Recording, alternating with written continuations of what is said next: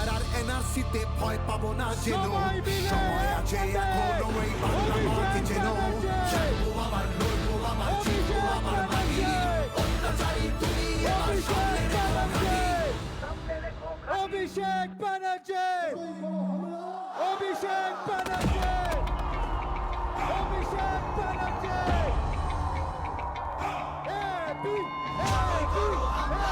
আবার জিতবে বাংলা সবাই করো হামলা আবার জিতবে বাংলা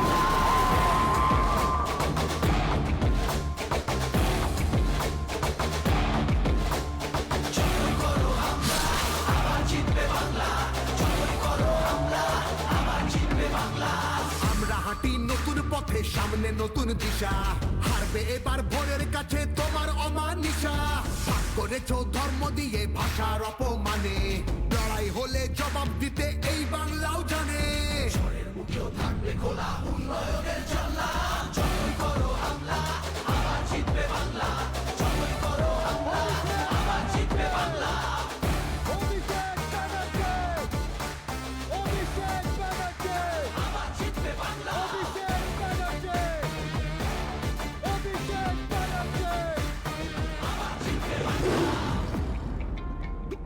ডিজিটাল যোদ্ধারা নেতাজি আর রবি ঠাকুর থেকেছেন এই ভিতে আমাদের সবার সুযোগ প্রিয় ছাড়োনি তাই তাদের আমাদের প্রিয় আঘাত দিতে নেতা আলো দেখায় যে বাংলার শিল্প সংস্কৃতি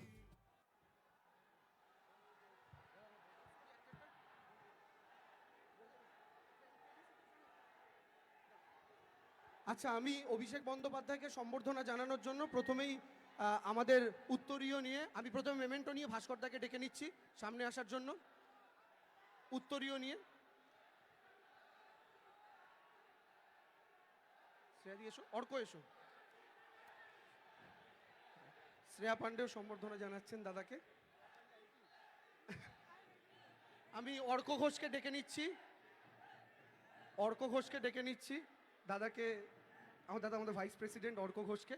আমি ভাস্কর সিংকে দেখে নিচ্ছি উত্তরীয় দিয়ে দাদাকে আমাদের তরফ থেকে আমাদের মেমেন্টো দিয়ে প্রণাম জানানোর জন্য। একটু আমি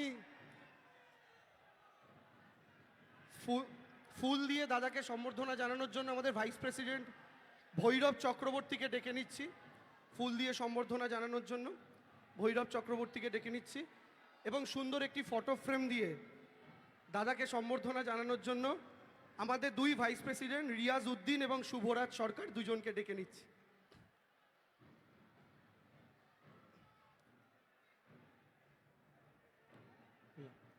সবাই মিলে এ বি এ বি। হ্যাঁ, আচ্ছা, এই আস্তে আস্তে আস্তে, এখন এখন এখন এখন সাইড সাইড সাইড। এবং দাদা, পশ্চিমবাংলার সমস্ত সোশ্যাল মিডিয়া কর্মীর তরফ থেকে উই অল লাভ ইউ দাদা, we all love you, we all love you. সবাই অভিষেক বন্দ্যোপাধ্যায়ের জন্য একটা জোরে করতালি, তিনি যেভাবে সোশ্যাল মিডিয়া কর্মীদের জন্য পাশে দাঁড়িয়েছেন। 2018 সালে প্রথম কনক্লেভ অভিষেক বন্দ্যোপাধ্যায় আমাদের করে, আমাদের সোশ্যাল মিডিয়া স্ট্রং করে। আমরা অনুরোধ করছি আমাদের প্রিয় নেতা অভিষেক বন্দ্যোপাধ্যায়কে তার মূল্যবান বক্তব্য রাখার জন্য। জয় বাংলা। নমস্কার, বসো। সামনের দিকে যারা আছে তারা বসে পড়ো।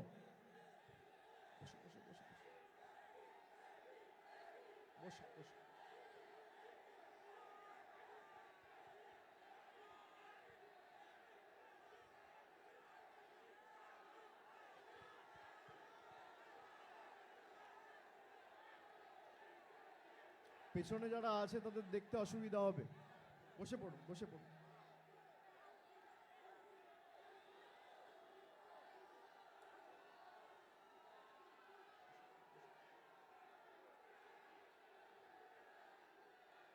বসে পড়ো, বসে পড়ো, সবাই বসে পড়ো।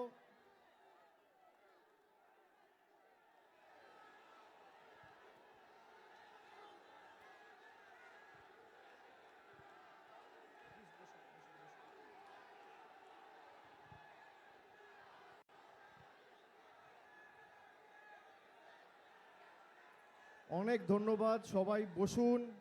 সবাইকে বসার জন্য অনুরোধ করছি।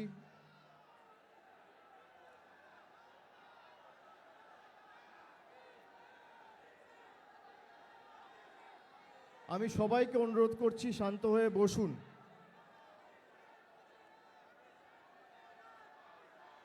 আমি আপনাদের সকলের কাছে কৃতজ্ঞ যে উৎসাহ ভালোবাসা আপনারা দেখিয়েছেন।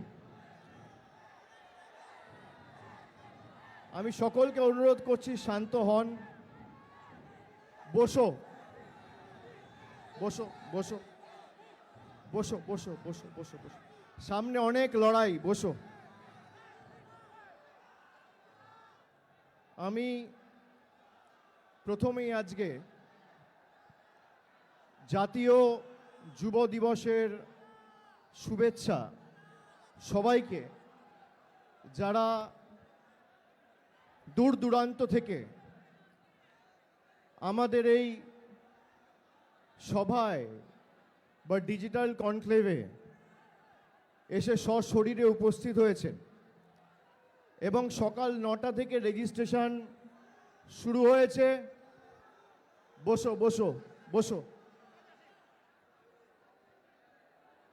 বাপি তোমরা করবে না, বসো, ওদের অধিকার আছে, বসো বসো বসো। আচ্ছা শান্ত হতে হবে তো, আমি বলবো কি করে যদি শান্ত না হও?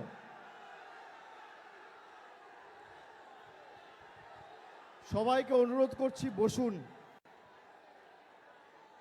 অনেকক্ষণ ধরে আপনারা এসছেন, এখন প্রায় বিকেল 4:30 বাজে। সকাল 8:30 9টা থেকে রেজিস্ট্রেশন শুরু হয়েছে, 11টা থেকে আমাদের সভা শুরু হয়েছে। আমি কিন্তু প্রত্যেক মিনিটের আপডেট রেখেছি, দেবাংশু কি বলেছে, এমনকি আমার আসার আগে তৃণাঙ্কুর কি বলেছে, দেব কি বলেছে, তারপরে কিভাবে টুইটার ব্যবহার করতে হবে, সোশ্যাল মিডিয়ায় ব্যবহার করতে হবে, আপনাদের যে প্রশিক্ষণ দেওয়া হয়েছে, আমি কিন্তু পুঙ্খানুপুঙ্খ আপডেট পুরো দিনের, পুরো এই সেশনের সব আপডেট রেখেছি। আমি প্রথমেই আজকের মূল উদ্যোক্তা,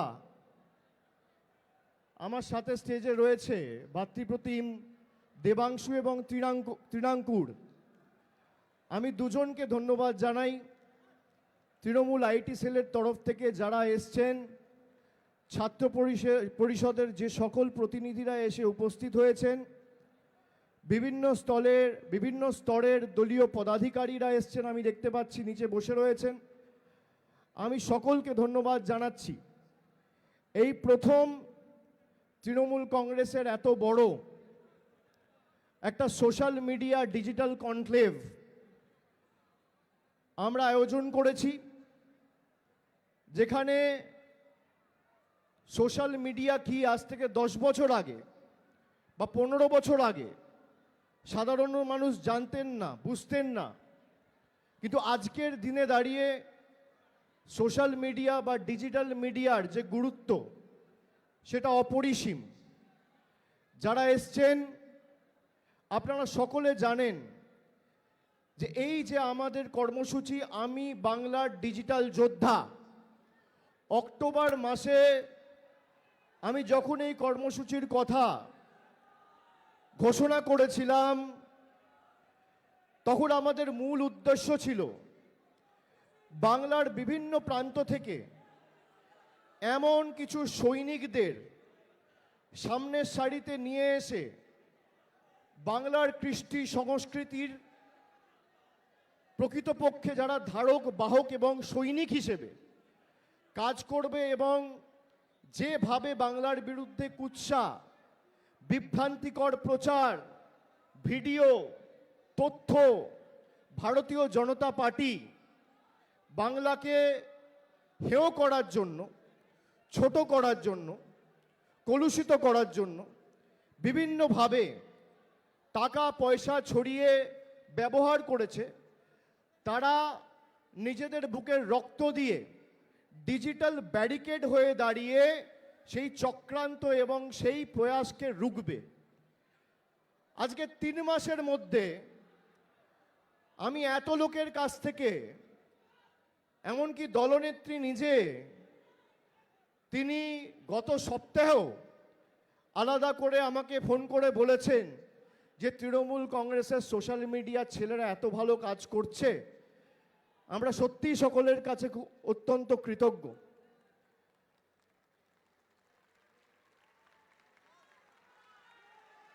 তৃণমূল কংগ্রেসের বিজেপির মতো অর্থবল নেই, আমাদের কাছে বিজেপির মতো টাকা নেই, বিজেপির মতো এজেন্সি নেই, বিজেপির মতো নির্বাচন কমিশন নেই,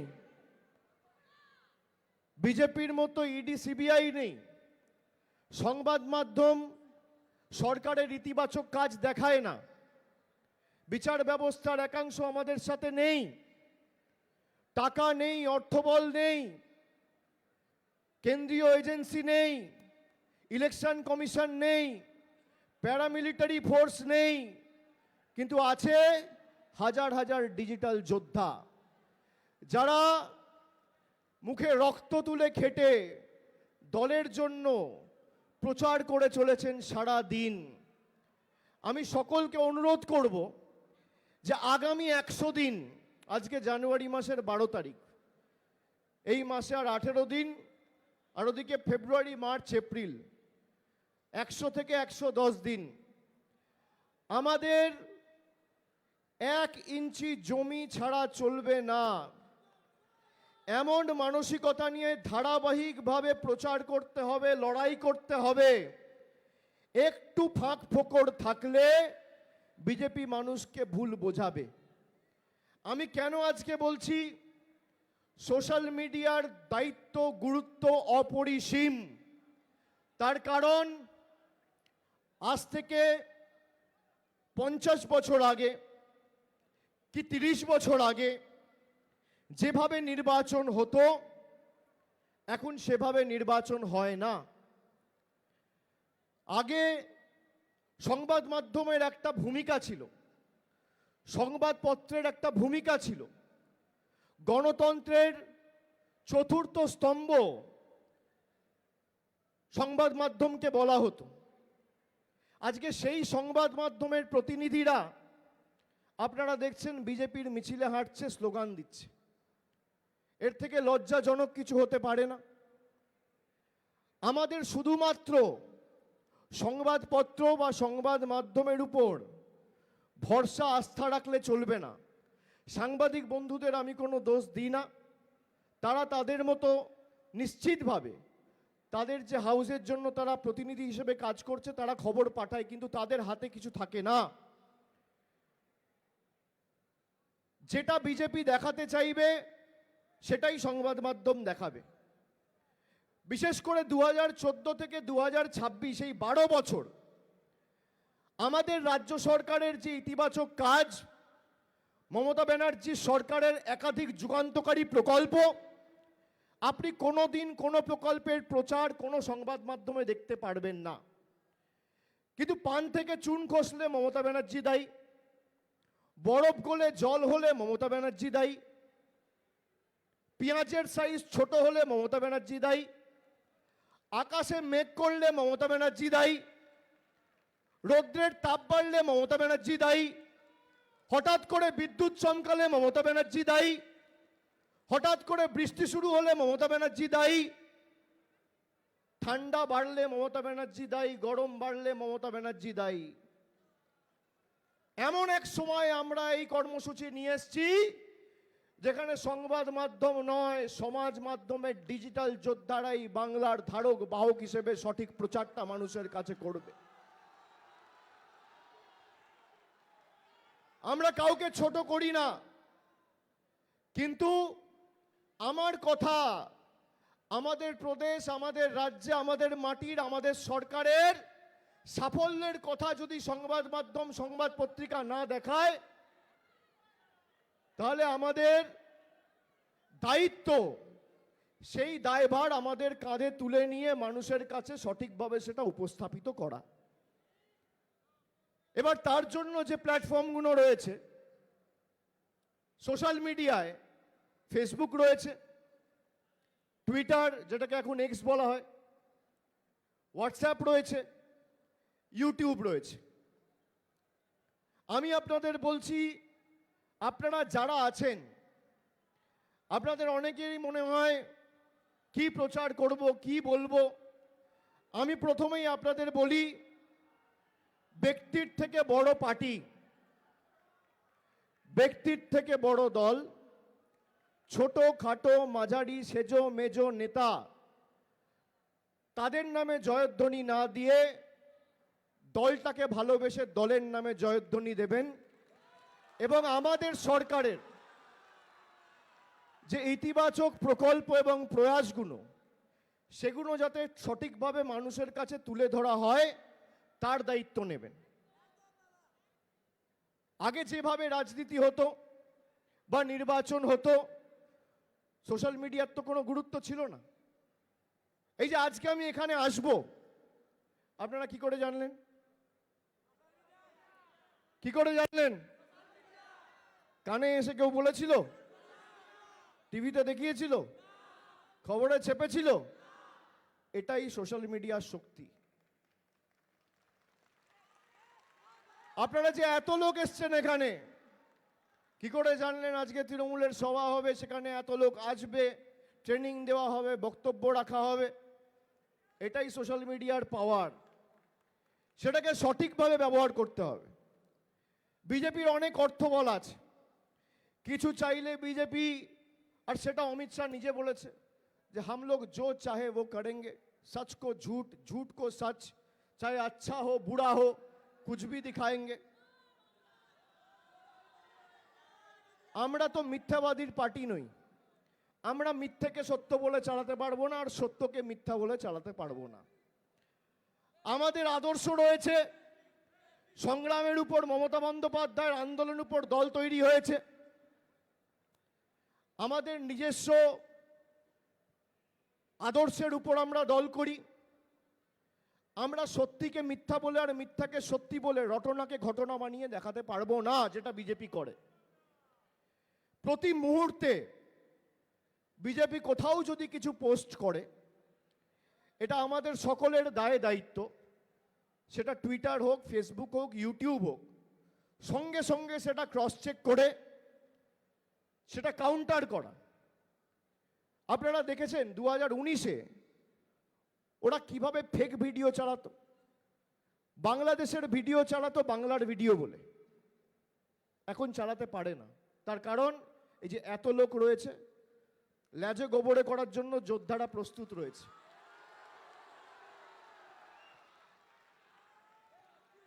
বিজেপির অনেক শক্তি, কিন্তু মানুষ তো তৃণমূলের সাথে।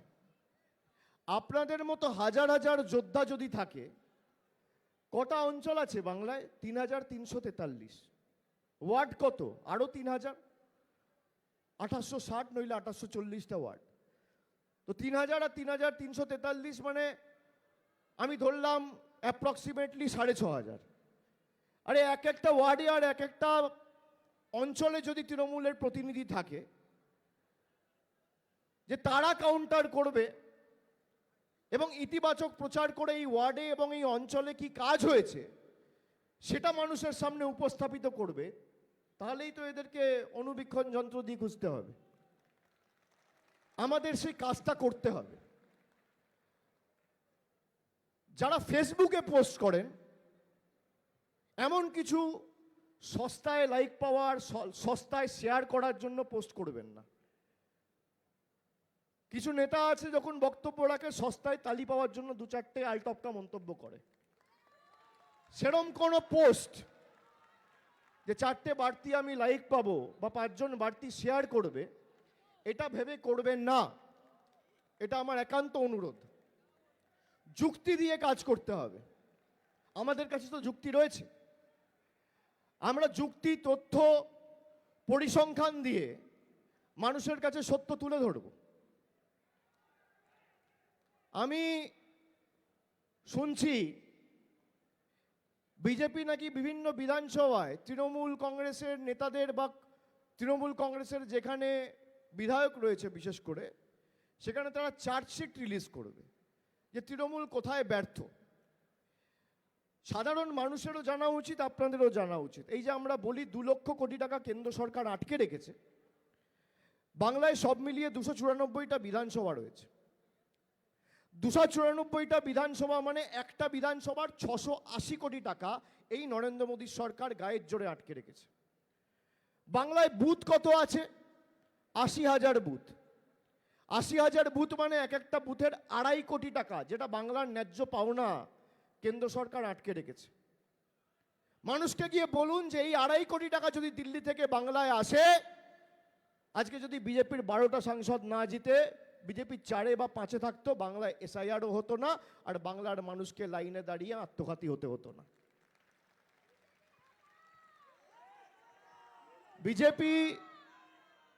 বিজেপি যতবার ক্ষমতায় এসছে মানুষ তত সমস্যার সম্মুখীন হয়েছে, মানুষ বিপদে পড়েছে।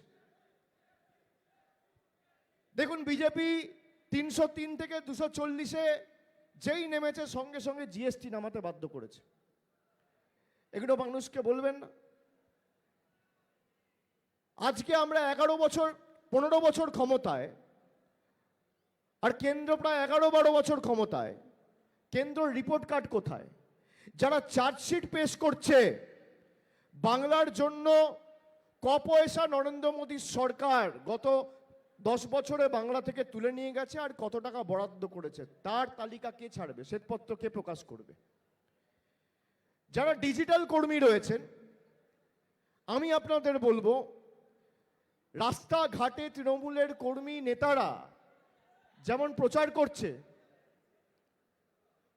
আপনাদেরও সকলকে একইভাবে প্রচার চালিয়ে যেতে হবে। কি প্রচার? এক হচ্ছে রাজ্য সরকারের যে যুগান্তকারী প্রকল্পগুলো, রাজ্য সরকার যে কাজগুলো করেছে এলাকা ভিত্তিক, তার পরিসংখ্যান বার করে সেগুলো পোস্ট করা। 2 হচ্ছে গত 5 বছরে 19 থেকে 24 বিশেষ করে, এবং 24 থেকে 26 গত 7 বছরে বিজেপির যে নেতারা বাংলায় রয়েছে তারা যে আলটপকা মন্তব্যগুলো করে বলেছে, বাংলাকে টাইট দেবো, টাকা বন্ধ করে দেবো, চাইলে ফোন করে টাকা খুলিয়ে দেবো, এগুলো মানুষকে বলতে হবে। যাদেরকে আপনারা নির্বাচিত করেছেন তারাই আপনাদের টাকা বন্ধ করে রেখেছে। কাউকে ভোট দিয়ে বিধায়ক করেছেন, কাউকে ভোট দিয়ে সাংসদ করেছেন। সেই বিজেপির নেতাকর্মীরা যার হয়ে কাজ করা উচিত সেই মানুষের টাকা বন্ধ করতে বিজেপির দিল্লি নেতাদের গিয়ে পায়ে ধরেছে। কেন আমাদের প্রচারে থাকতে হবে? কেন আমাদের মিথ্যে ন্যারেটিভের বেড়াজাল ভেঙে চূর্ণ বিচূর্ণ করতে হবে? একটা মিথ্যে রটতে বেশি সময় লাগে না। আপনারা যদি সেটা কাউন্টার না করেন, আর লোক যদি প্রথমে একটা খবর পায় শুনছি এখানে নাকি এই হয়েছে, আরে আপনাকে তো বলতে হবে ঘটনাটা সত্যি না মিথ্যে। যদি একতরফা হয় তাহলে মানুষ মিথ্যেটাকেও সত্যি বলে মানে। সিপিএম যেটা করতো 34 বছর, গোয়েবেলস থিওরি বলে, একই মিথ্যে বারবার বলতো, গোয়েবেলস থিওরি। বিজেপিও এক। তথ্য পরিসংখ্যানের ভিত্তিতে যদি লড়াই হয়, বিজেপির থেকে তৃণমূল কোনো অংশে কম নেই। তৃণমূল ভারতবর্ষের মধ্যে একমাত্র দল যে ধারাবাহিকভাবে বছরের পর বছর বিজেপিকে লেজে গোবরে হারিয়েছে ইলেকশনে। অন্য রাজনৈতিক দল বিজেপির কাছে হারে, আর সেই বিজেপি তৃণমূলের কাছে হারে। ভারতবর্ষে একমাত্র রাজনৈতিক দল। আমাদের এক একজনের দায় দায়িত্ব অনেক বেশি। আগেকার দিনে যখন যুদ্ধ হতো, ধরুন আজ থেকে 500 বছর আগে, কিভাবে যুদ্ধ হতো? হাতি, ঘোড়া এসব করে যুদ্ধ হতো। লোকে ঘোড়ায় বসে যুদ্ধ করতে যেত, কেউ হাতিতে বসে যেত, হেঁটে যেত। আজকে কিভাবে যুদ্ধ হয়? নেভি, আর্মি, এয়ারফোর্স, কিভাবে যুদ্ধ হয়? এভাবে হয়তো তৃণমূল কংগ্রেসকে আপনি যদি তিনটে ভাগে ভাগ করেন, তাহলে তৃণমূল কংগ্রেসের আর্মি মানে ভারতবর্ষের ডিফেন্স যদি আপনি দেখেন তাহলে তিনটে ভাগ আছে, Indian army, Indian navy, Indian air force. ঠিক একইভাবে তৃণমূলকে আপনি যদি তিনটে ভাগে ভাগ করেন, নিচে যারা প্রচার করছে, বুথে যারা বসছে, তারা নিশ্চয়ই দলের সম্পদ। যারা সংগঠনের হয়ে কাজ করছে, দেওয়াল লিখছে, ফেস্টুন লাগাচ্ছে, পতাকা বাঁধছে, মিছিলে হাঁটছে, তারা দলের আর্মি। কিন্তু আপনারা যারা সোশ্যাল মিডিয়ায় পোস্ট করছেন, দলের হয়ে লড়ছেন, তারা কিন্তু এয়ারফোর্স। এটা মাথায় রাখতে হবে। আর আমরা যারা পার্লামেন্টে লড়ছি বা হাইকোর্ট সুপ্রিম কোর্টে লড়ছি, মানুষের সাথে থাকছি, তাদেরকে ধরে নিন নেভি। একদিকে নেভি, একদিকে আর্মি, একদিকে এয়ারফোর্স। তৃণমূলের বুথ কর্মীরা যদি ইন্ডিয়ান আর্মি হয়, আমরা ইন্ডিয়ান নেভি, আর সোশ্যাল মিডিয়া হচ্ছে ইন্ডিয়ান এয়ারফোর্স। তিনজনের মধ্যে কোনো পার্থক্য নেই। আর তিনটে যদি এক গতিতে একভাবে মুভ করে, তাহলে বিরোধীদের চূর্ণ বিচূর্ণ করতে সময় লাগবে? আমাদের মধ্যে যেন কোনো রকম দ্বিমত যে আমাকে ডাকেনি, আমি যাব না, আমার দরকার নেই, আমি দলকে দেখে ভালোবাসি, আমাকে ডাকার দরকার নেই। আপনি যে কাজটা করছেন তার উপর দলের নজর রয়েছে। দেবাংশু কোত্থেকে উঠে এসছে? Social media, Facebook. যারা ভালো কাজ করছে তারা দলে স্বীকৃতি পাবেন, দল অনুবীক্ষণ যন্ত্র দিয়ে চিহ্নিত করে আপনাদের বসাবে।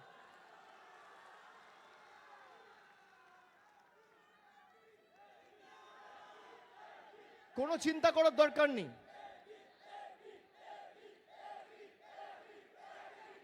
এখানে আমি শ্রীপর্ণাকে দেখতে পাচ্ছি।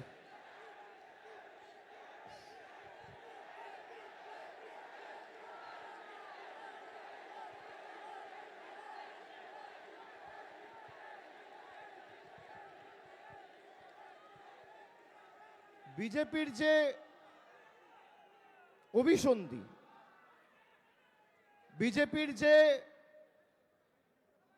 মিথ্যের চক্রান্ত, ষড়যন্ত্রের বেড়াজাল, সেটা আপনাদের ভাঙতে হবে, এক্সপোজ আপনাদের করতে হবে।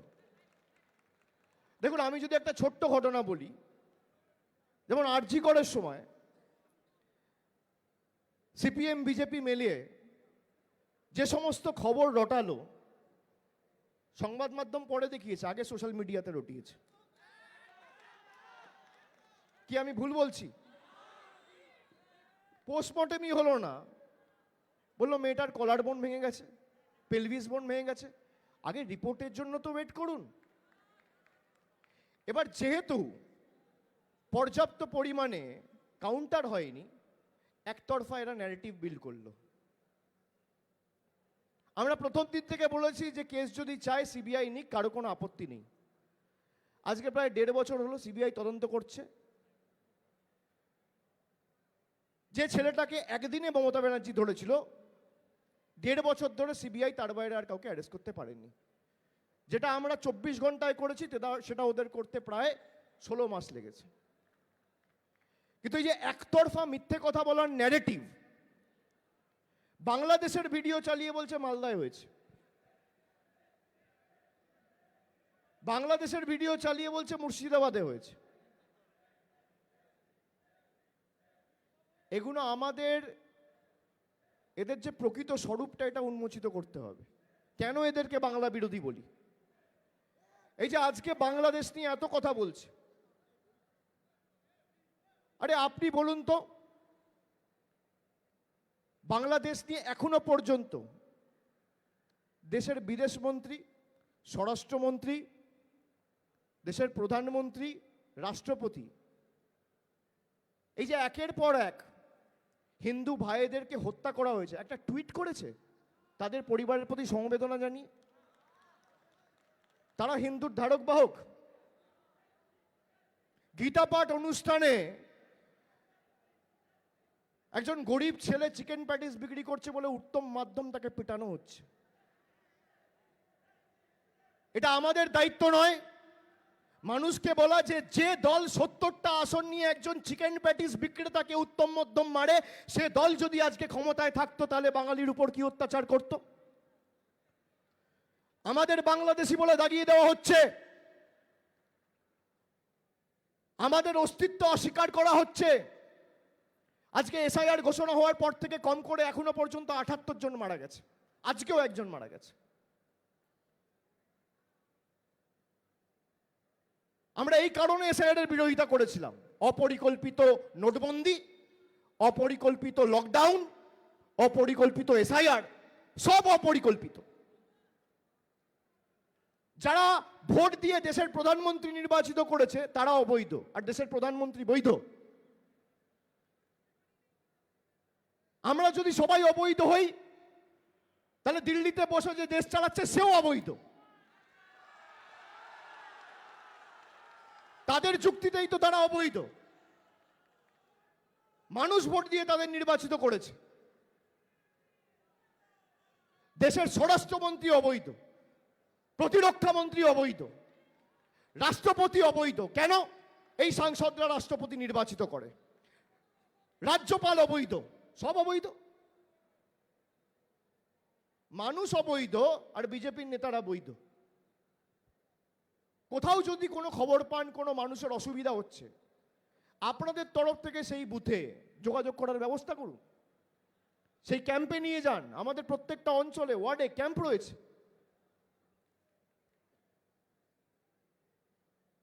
আপনাদের কাছে ফোন রয়েছে সবার, ফোনই তো আপনাদের অস্ত্র। এই ফোন দিয়েই তো আপনি সত্যিকে উপস্থাপিত করবেন আর মিথ্যের বেড়াজাল ভাঙবেন। যত লোক আপনার হোয়াটসঅ্যাপে রয়েছে, ফেসবুকে রয়েছে, আপনি সঠিক কথাটা তাদের সামনে তুলে ধরুন, তারপর মানুষ ঠিক করুক। গণতন্ত্রে মানুষ ঠিক করবে, এটাই অধিকার মানুষের। কিন্তু মিথ্যে কথা বলে গত 7 বছরে বাংলার 6.5 লক্ষ কোটি টাকা আটকে রেখেছে। বিজেপি নেতাদের জিজ্ঞেস করুন, পোস্ট করুন। 6.5 লক্ষ কোটি টাকা বাংলা থেকে নিয়ে গেছো আর 2 লক্ষ কোটি টাকা আটকে রেখেছো, তাহলে কত কোটি টাকা হয়? এক একটা বুথে 2.5 কোটি টাকা। একটা বুথে খুব বেশি হলে 200-250 পরিবার থাকে। একটা বুথে 2.5 কোটি টাকা বাংলার প্রাপ্য। মানুষকে এগুলো বলতে হবে। এদের নেতারা চায় লক্ষ্মীর ভান্ডার বন্ধ করে দেবে। যারা বলেছে তাদের বিরুদ্ধে ব্যবস্থা নেওয়া হয়েছে। আসামের মুখ্যমন্ত্রী বলছে বাংলায় কথা বললে জেলে ঢুকিয়ে দাও। এখনো সে তার পদে বহাল, তার বিরুদ্ধে কোনো ব্যবস্থা নেওয়া হয়েছে? বিজেপির আইটি সেলের দায়িত্বে যে রয়েছে অমিত মালব্য, সে বলছে বাংলা বলে কোনো ভাষা নেই, বাংলাদেশি ভাষা।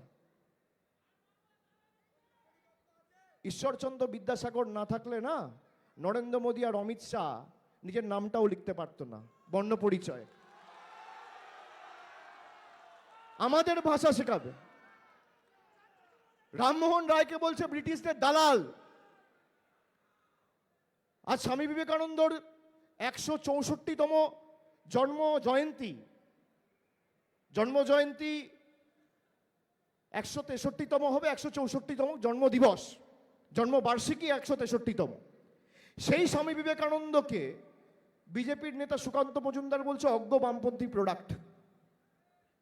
এই বিজেপি নেতা 2019 সালে এই বিজেপির নেতারা কর্মীরা ঈশ্বরচন্দ্র বিদ্যাসাগরের মূর্তি ভেঙেছিলেন। দেশের প্রধানমন্ত্রী বঙ্কিমচন্দ্র চট্টোপাধ্যায়কে সম্বোধন করছেন বঙ্কিম দা বলে। বঙ্কিম দা ছোটবেলায় টেবিল টেনিস খেলতো জানো। শ্রদ্ধেয় বঙ্কিমচন্দ্র চট্টোপাধ্যায় না, সম্মানীয় বঙ্কিমচন্দ্র চট্টোপাধ্যায় না। অমিত শাহ এসে বলছে রবীন্দ্রনাথ সান্যাল। রবীন্দ্রনাথ ঠাকুরের পুরো নামই জানে না, তার জন্মস্থান জানে না। মানুষকে এগুলো বলতে হবে, বোঝাতে হবে। এই যে হঠাৎ করে 2-4টে পোস্ট করে দেয় এখানে ঠাকুরের মূর্তি ভাঙা হয়েছে, এগুলো দেখেন আপনারা, খেয়াল রাখেন, খেয়াল রাখেন। শুনুন, এগুলো প্রথমত যেখানে হবে সেখানে যে নির্বাচিত প্রতিনিধি আছে তার সাথে আগে কথা বলবেন। পুরো ঘটনাটা কি আগে জানতে হবে। হঠাৎ করে একজন মাতাল এসে রাত্রিবেলা 2টোর সময় মদ খেয়ে ঠাকুরের একটা হাত ভেঙে দিল। নিয়ে বলছে তৃণমূল করেছে, হিন্দু মুসলমান লাগিয়ে দেওয়ার ধান্দা। রেড রোড দখল করে কেন নামাজ পড়া হবে? আরে এটাই বাংলার কৃষ্টি রে ভাই, যেটা ভারতবর্ষ পারে না বাংলা করে দেখায়। এটাই বাংলার ঐতিহ্য। আর এখানে আমি অন ক্যামেরা বলছি, এক সম্প্রদায় অন্য সম্প্রদায়ের জন্য ত্যাগ করতে জানে, তাকে আপন করে নিতে জানে, সুখ দুঃখের মধ্যে ভ্রাতৃত্বকে আরো সুদৃঢ় করতে জানে। এটাই বাংলা। আমরা যখন দুর্গাপুজো করি তখন 10 দিন, 15 দিন, 20 দিন, কোথাও কোথাও 3 মাস রাস্তা বন্ধ করে আমরা প্যান্ডেল করি। এটাই বাংলার কালচার, অস্তিত্ব। যারা বড়দিনে পার্ক স্ট্রিটে ঘুরতে আসে,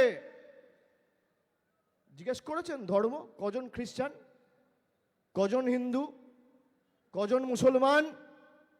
এই যে সাম্প্রদায়িক বিষ বপন করার একটা মরিয়া প্রচেষ্টা, আমাদের সকলকে দাঁড়াতে হবে এর বিরুদ্ধে। বিজেপির নেতারা বলছে বিরিয়ানি যখন কিনবে দোকান দেখে কিনবে। সেই বিজেপির নেতাকে জিজ্ঞেস করুন তো, যার দোকান থেকে জামা কিনিস ধর্ম দেখে কিনিস? তাহলে উলঙ্গ হয়ে ঘুরতে হবে। যে গাড়িতে চড়ে বড় বড় ভাষণ দিস, যে গাড়িতে চড়ে বড় বড় ভাষণ দিস, সেই গাড়িতে যে মেকানিক কাজ করেছে তার ধর্ম কি হিন্দু না মুসলমান জিজ্ঞেস করেছিস? বাড়িতে যখন বাজার থেকে বাবা কাকা সবজি নিয়ে আসে, মাছ নিয়ে আসে, মাংস নিয়ে আসে, কাটাটাকে জিজ্ঞেস করিস বিক্রেতা হিন্দু না মুসলমান? ঠাকুরের সিংহাসনে যখন আমার মায়েরা, কাকিমারা, দিদিরা, বোনেরা ঠাকুরের পুজো দিয়ে ঠাকুরের সিংহাসনে সেই ফুল অর্পণ করে মায়ের উপাসনায়, বন্দনায়, জিজ্ঞেস করিস ঠাকুরের যে ফুল বিক্রি করেছে সেই বিক্রেতার ধর্ম কি হিন্দু না মুসলমান? বাড়িতে 2টোর সময় যদি কেউ দুরারোগ্য ব্যাধিতে আক্রান্ত হয়, কারো শরীর খারাপ হয়, স্ট্রোক হয়, অ্যাম্বুলেন্স ডাকার আগে জিজ্ঞেস করিস চালকের ধর্ম কি হিন্দু না মুসলমান? যে বাড়ি তৈরি করেছে সেই শ্রমিকের ধর্ম কি হিন্দু না মুসলমান জিজ্ঞেস করিস? জলের বোতল দোকান থেকে কিনে যখন খাস জিজ্ঞেস করিস বিক্রেতার ধর্ম কি হিন্দু না মুসলমান? আমাদের মধ্যে হিন্দু মুসলমান করবে, বাংলার দম জানে না। আগের বার 214 বলেছিলাম, এবার 250 করতে হবে। 250 করতে হবে।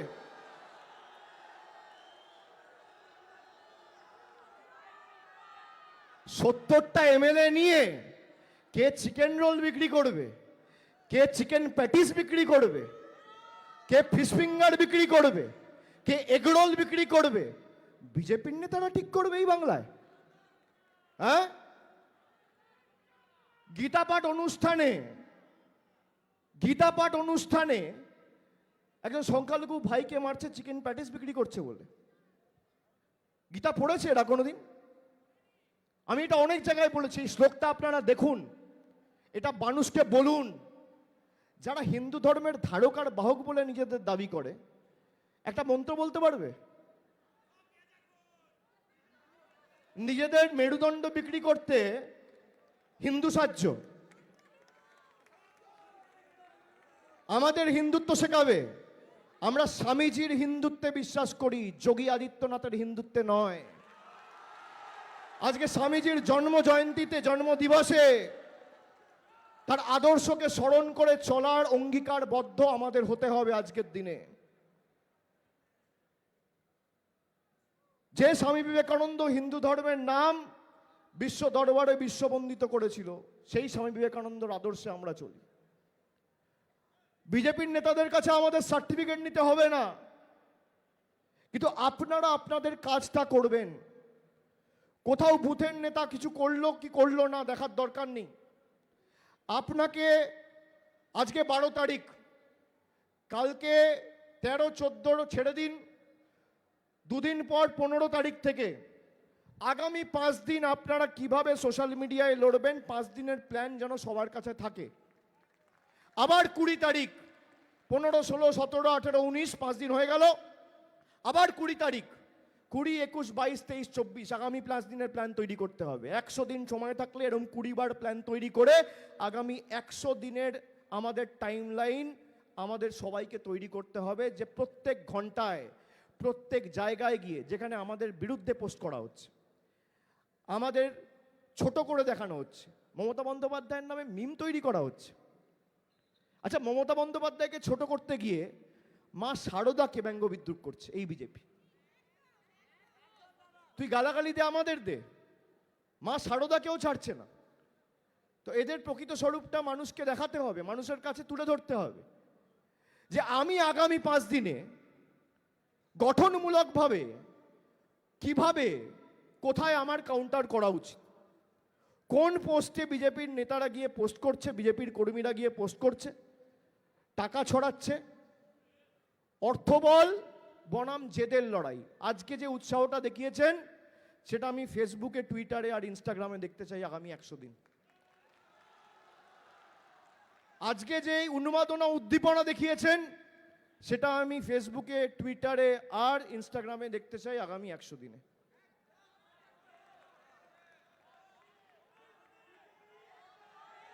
আমি কবে থেকে বলেছি এদের যে আমাদের সরকার রিপোর্ট কার্ড তৈরি করেছে, তোমাদের সরকারের রিপোর্ট কার্ড কোথায়? 2024-এ প্রধানমন্ত্রী সভা করতে এসে বলেছিল আমরা আবাস যোজনায় হাজার হাজার কোটি টাকা দিয়েছি, আমরা শ্বেতপত্র প্রকাশ করার দাবি করেছিলাম, করতে পারেনি।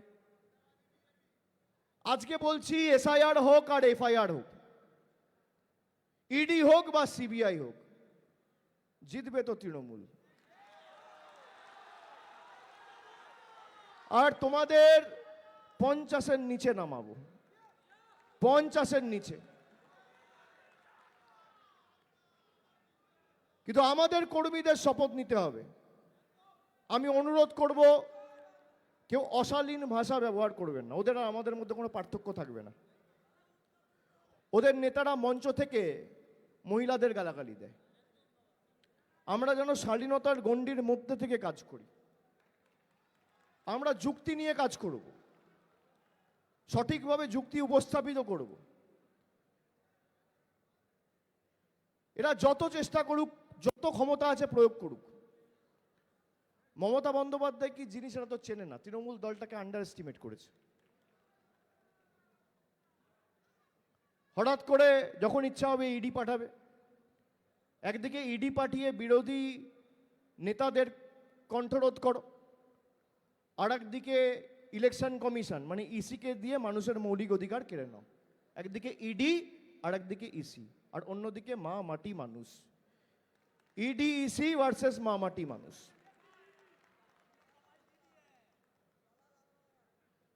দিদির শক্তি তো আপনারাই, দলের শক্তি তো আপনারাই। কিন্তু আমরা যদি সবাই, আমাদের মধ্যে অনেকে আছে যারা আমাকে বলে দাদা আমরা তো জিতবই না, আত্মতুষ্টিতে ভুগলে চলবে না। ওভার কনফিডেন্সের কোনো জায়গা নেই।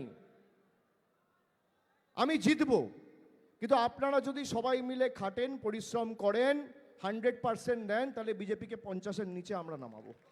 এটা তখনই সম্ভব হবে যদি আপনারা সবাই মিলে খাটেন। এটা করতে হবে,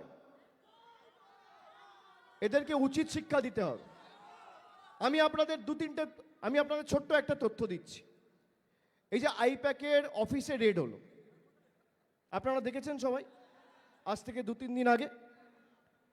এবার বিজেপির নেতারা বলছে যে কয়লা কাণ্ডে ইডি তদন্ত করছে, ইডি রেড করবে, তাতে আপত্তি কোথায়? কোনো আপত্তি নেই। আপত্তি দুটো জায়গায়। আমি বলছি আপনাকে, এগুলো আপনাদের যুক্তি সহকারে মানুষকে বোঝাতে হবে কোথায় আপত্তি। এক হচ্ছে কয়লা তদন্তে লাস্ট 3 বছরে একটা সামান ইস্যু করা হয়নি কাউকে, হঠাৎ করে নির্বাচনের 1 মাস আগে রেড, এখানে আপত্তি। আর 2 নম্বর আপত্তি হচ্ছে, যদিও এটা সংবাদ মাধ্যম দেখাবে না, দায়িত্ব আপনাদের মানুষকে বোঝানো। আইপ্যাকের 3 জন ডাইরেক্টর, কোম্পানির উপর রেড হলে 3টে ডাইরেক্টরের উপর রেড হবে। একজন দিল্লিতে কাজ করছে, একজন তামিলনাড়ুতে কাজ করছে, একজন বাংলায় কাজ করছে। খালি বাংলায় রেড হবে কেন? তথ্য যুক্তি সহকারে আপনাকে বোঝাতে হবে। আইপ্যাকের চেন্নাইতে অফিস আছে, আইপ্যাকের দিল্লিতে অফিস আছে, আইপ্যাকের কলকাতায় অফিস আছে। খালি কলকাতায় রেড কেন? দিল্লিতে রেড নয় কেন? হায়দ্রাবাদে আইপ্যাকের অফিস আছে, সেখানে রেড নয় কেন? কেন? তার কারণ রেড করতে তো আসেনি, রেড করতে আসেনি, তথ্য নিতে এসছে, চুরি করতে এসছে। আগের বার ইলেকশনে আপনারা ভুলে গেছেন আমার ফোনে পেগাসাস ঢুকিয়েছিল? ভুলে গেছেন? তারপরেও হেরেছে, এবারও হারবে। রেড করতে আসেনি, তথ্য চুরি করতে এসছে।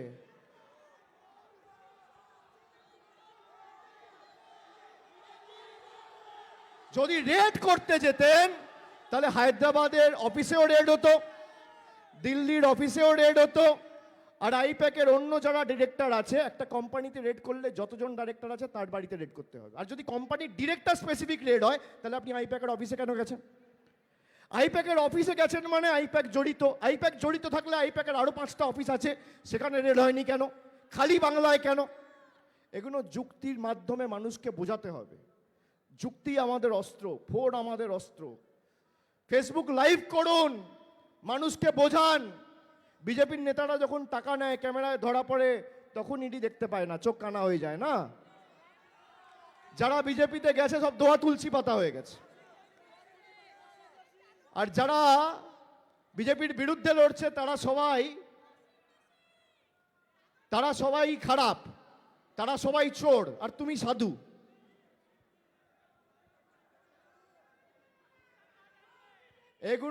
এগুলো আপনাদের বোঝাতে হবে তথ্য সহকারে। তথ্যটা মানুষের কাছে ঠিকমতো পরিবেশন করতে হবে। যে আপনি রেড করবেন, আমায় কম টর্চার করেছে? কতবার ডেকেছে? আমাকে ডেকেছে, আমার স্ত্রীকে ডেকেছে, আমার ছোট ছোট ছেলে মেয়ে এয়ারপোর্টে আটকে দিয়েছে। 4 বছরের ছেলে, 9 বছর মেয়ের বয়স ছিল, এয়ারপোর্টে আটকে দিয়েছে।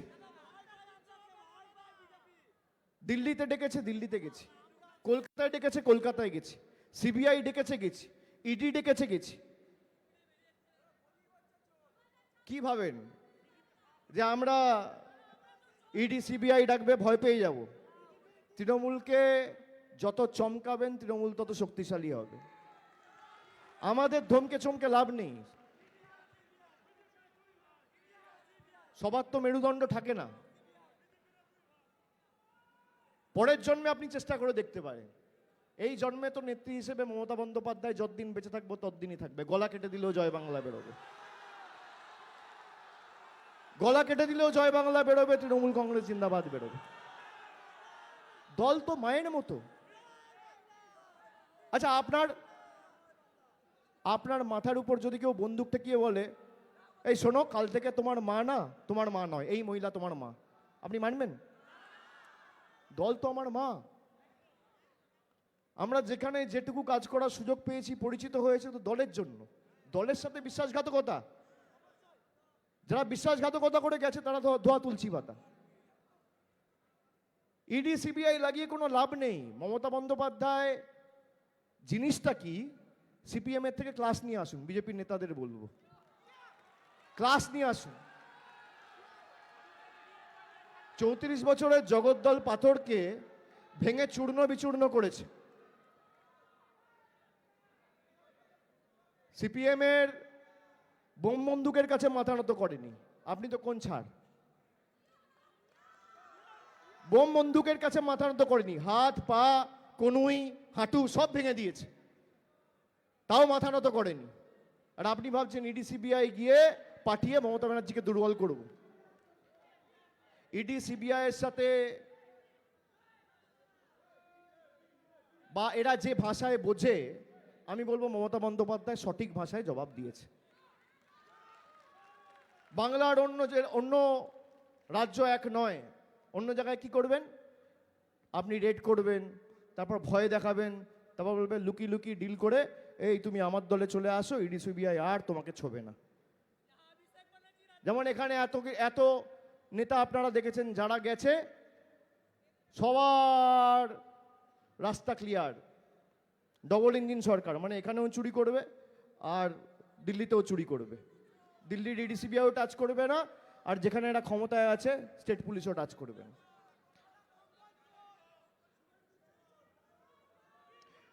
না, এরা চোর সারা বাংলার মানুষ জানে, কিন্তু কিন্তু এদেরকে জবাবটা এমন দিতে হবে। দেখুন, একটা বিধানসভা থেকে 100 ভোটে জেতাও জেতা, আবার 1 লক্ষ ভোটে জেতাও জেতা, কিন্তু চরের ইন্টেন্সিটিটা এমন হতে হবে যেন ঘাটটা ঘুরে যায় আর বাংলার মানুষের দিকে চোখ উঠিয়ে তাকাতে না পারে গণতান্ত্রিকভাবে। আমাদের সৌজন্যতা আমাদের দুর্বলতা নয়। বাংলার মানুষকে আপনি কখনো বাংলাদেশি যা ইচ্ছা তাই বলছেন,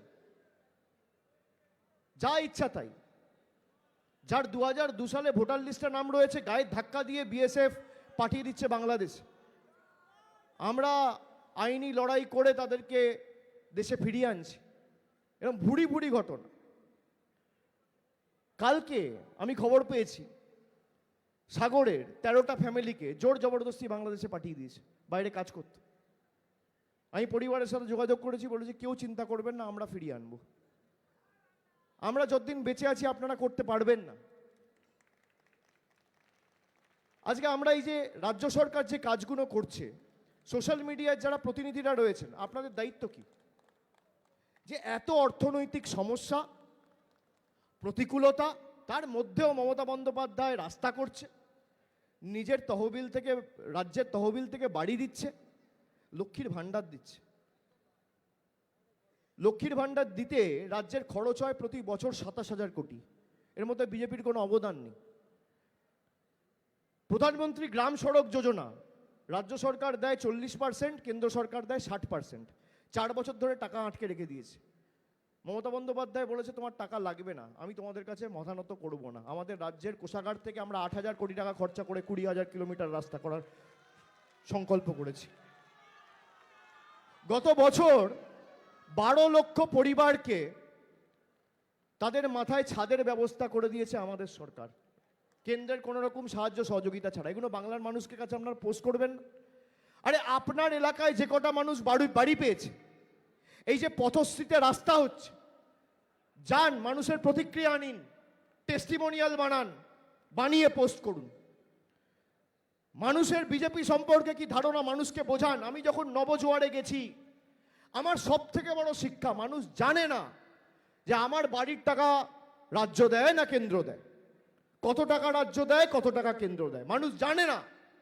মানুষকে বোঝানোর দায়িত্ব নিতে হবে যে ভারতবর্ষের পার্লামেন্টের আইন 60% টাকা দেবে কেন্দ্র, 40% টাকা দেবে রাজ্য। এবার যদি 5,000 কোটি টাকা বরাদ্দ হয়, সেখানে 60% মানে 3,000 কোটি টাকা। এই 3,000 কোটি টাকা মোদী সরকারের দেওয়ার কথা, আর 2,000 কোটি টাকা আমাদের মামাটি মানুষ সরকারের দেওয়ার কথা। আমাদের সরকার আমাদের টাকাটা ছেড়েছে, ওরা ছাড়ে না। পরবর্তীকালে যেটা কেন্দ্রের দেওয়ার কথা সেটাও মমতা বন্দ্যোপাধ্যায়ের সরকার নিজের কোষাগার থেকে দিচ্ছে। এবার আপনার এলাকায় যদি 50টা লোক বাড়ি পায়, আপনি 50টা লোকের কাছে যান, তাদেরকে বোঝান যেখানে কেন্দ্র সরকারের কোনো দায় নেই, কেন্দ্র সরকারের কোনো ভূমিকা নেই, কোনো অবদান নেই। লক্ষ্মীর ভাণ্ডার বিজেপি বলছে বন্ধ করব, আবার বিজেপি নেতারা বলছে আমরা ক্ষমতায় এলে 3,000 টাকা করে লক্ষ্মীর ভাণ্ডার দেবো। তাহলে এবার প্রশ্ন ওঠে যে বিজেপির প্রায় 14টা রাজ্যে ক্ষমতায় রয়েছে, সরকার রয়েছে, Mamata Bandyopadhyay no question asked বাংলার 2,32,00,000 মহিলাকে কোনো প্রশ্ন, কোনো কন্ডিশন ছাড়া লক্ষ্মীর ভাণ্ডার দিচ্ছে। আপনি একটা রাজ্যে করে দেখান, চ্যালেঞ্জ, একটা রাজ্য। পাশে ত্রিপুরা, আসাম, ওদিকে গুজরাট, মহারাষ্ট্র, মধ্যপ্রদেশ, ছত্তিশগড়, অরুণাচল প্রদেশ, উত্তরপ্রদেশ, মণিপুর, মেঘালয়, মহারাষ্ট্র, একটা রাজ্যে নো কোয়েশ্চেন আস্কড সবাইকে লক্ষ্মীর ভাণ্ডার দিয়ে দেখাক বিজেপি। আমি মানুষের কাছে তৃণমূলের হয়ে ভোট চাইব না। দেখা Mamata Bandyopadhyay no question asked, মানে আপনার ইনকাম 2000 থাকলেও আপনি পাবেন, 20,000 থাকলেও আপনি পাবেন। বিজেপি বলেছিল মহারাষ্ট্রে সবাইকে লক্ষ্মীর ভান্ডার দেবো, তারপর ভোটে জিতে যাওয়ার পর ভেরিফিকেশনের নাম করে 60 লক্ষ মহিলার নাম বাদ দিয়েছে, ভেরিফিকেশন আর স্ক্রুটিনির নাম করে। বিহারে বলেছিল আমরা ভোটে জিতলে 2 লক্ষ টাকা করে মহিলারা পাবে, এককালীন 10,000 টাকা দিয়েছে, তারপর টাটা বাই বাই, ভোট শেষ, ওরাও পালিয়ে গেছে। আর মমতা ব্যানার্জির পার্থক্য কি শুনুন, আমরা লক্ষ্মীর ভান্ডার দেবো বলেছিলাম 2021 নির্বাচনের আগে, বলেছিলাম পরিবারের একজনকে 500 টাকা দেবো। যেই নির্বাচন হয়ে গেল পরের সপ্তাহে মমতা ব্যানার্জি ঘোষণা করলো যে পরিবারের একজনকে না, পরিবারের সবাইকে দেবো। আমরা নির্বাচনের আগে যেটা বলি তার ডবল নির্বাচনের পরে করি। আমরা তো অপেক্ষা করতে পারতাম 26 অবধি, যে আবার নির্বাচনের সময় একটা ঘোষণা করবো, তা তো করিনি। একজনকে দেওয়ার কথা ছিল, পরিবারে 5 জন মহিলা থাকলে 5 জনই পাচ্ছে, যেখানে 6 জন মহিলা রয়েছে 6 জন পাচ্ছে, যেখানে 2 জন রয়েছে 2 জন পাচ্ছে। 2,32 লক্ষ মহিলাকে ডাইরেক্ট ব্যাংক ট্রান্সফারের মাধ্যমে টাকা দেওয়া হচ্ছে। এগুলো মানুষকে আপনাদের বলতে হবে। এখানে বিজেপির কোনো অবদান নেই। যারা রাস্তাঘাট, মানে আমাদের টাকা বন্ধ করেছিল এ তো ঠিক আছে, তাও লড়াই করাই, কিন্তু আমার মৌলিক অধিকার, আমি ভোট দেবো না কেন? আমি বাঙালি, আমার অপরাধ আমি বাংলায় কথা বলি। বাংলায় কথা বলার অপরাধে যদি গ্রামের রাজবংশী ভাইদের পাঠিয়ে দেওয়া হয়, তপশিলি ভাইদের পাঠিয়ে দেওয়া হয় বাংলাদেশে, তাহলে সুকান্ত মজুমদার, দিলীপ ঘোষ, শুভেন্দু অধিকারী কি ভাষায় কথা বলে? তারা জেলে যাবে না কেন? আমাদের সবাইকে জেলে ঢুকান না, আমরা সবাই তো বাংলায় কথা বলি। জয় বাংলা যখন বলবেন গর্ব করে বলবেন।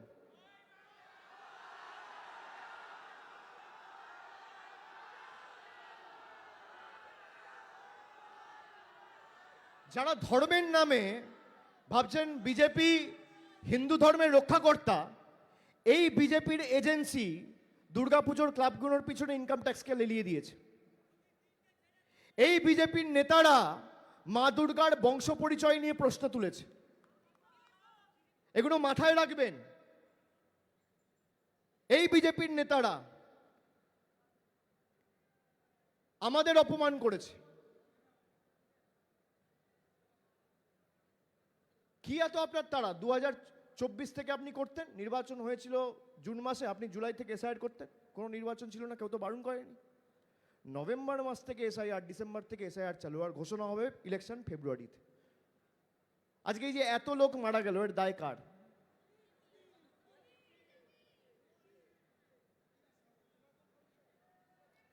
নোটবন্দিতে প্রায় 140 জন মারা গেছে, দায় কার?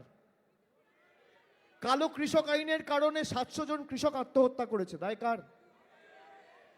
দিল্লিতে কৃষকরা ঢুকতে পারে না, আর জঙ্গিরা ঢুকে ব্লাস্ট বিস্ফোরণ করে দিচ্ছে।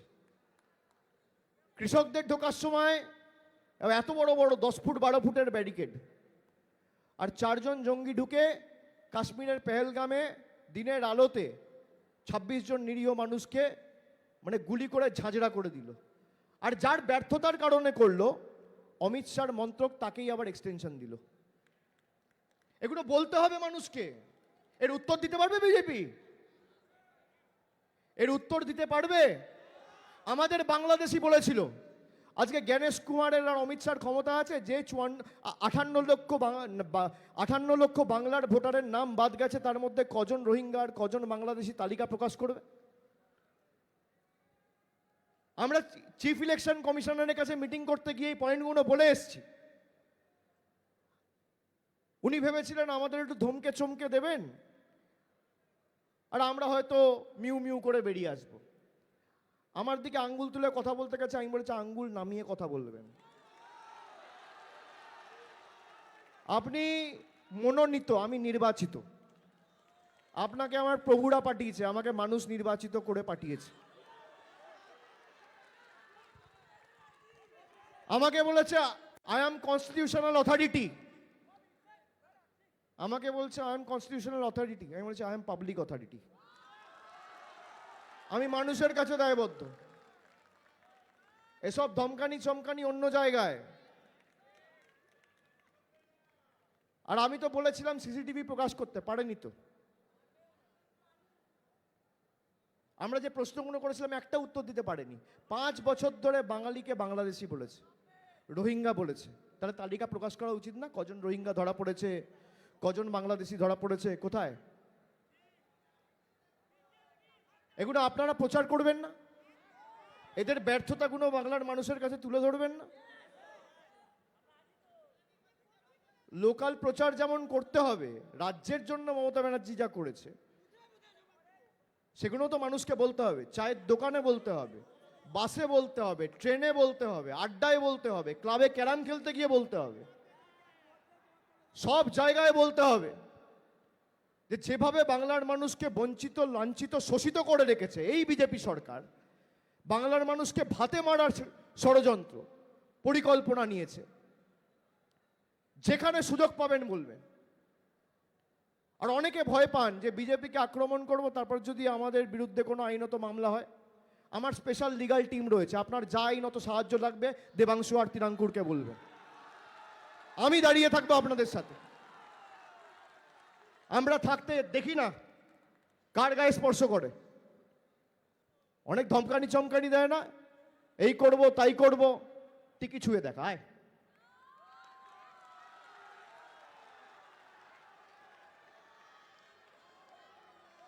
খালি শালীনতা গণ্ডির মধ্যে থেকে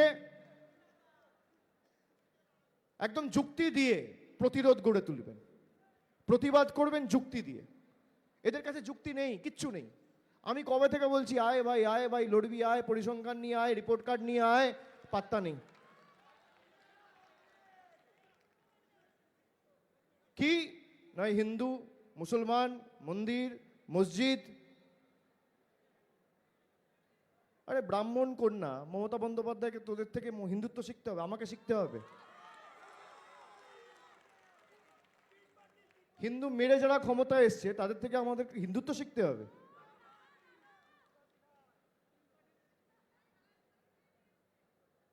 মা দুর্গা বংশ নিয়ে যারা কথা বলে তাদের থেকে আমাদের হিন্দুত্ব শিখতে হবে।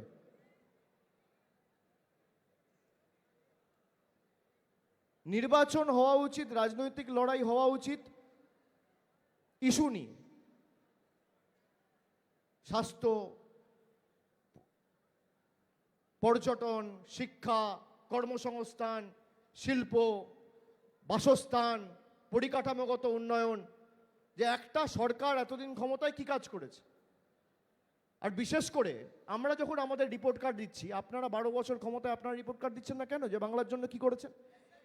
এত বড় বড় ভাষণ যখন দিচ্ছেন, ডাইরেক্ট চ্যালেঞ্জ করুন। এরা চার্জশিট পেশ করবে, আমাদের একদম জনতার আদালতে নিয়ে যেতে হবে। যে বিজেপির নেতারা বাংলার টাকা আটকে রেখেছে, বাংলার মহিলাদের বলছে লক্ষ্মীর ভান্ডার বন্ধ করে দেবো, তারা চার্জশিট দিচ্ছে। আবার মনে রাখবেন সংখ্যাটা, 680 কোটি টাকা একটা বিধানসভার আটকে রয়েছে। কত টাকা? একটা বুথে কত? 2.5 কোটি। 2.5 কোটি টাকা। মানে বাড়তি যদি 2 লক্ষ কোটি টাকা আমাদের হাতে থাকতো, তাহলে আপনি ভাবুন কি করতো মমতা বন্দ্যোপাধ্যায়।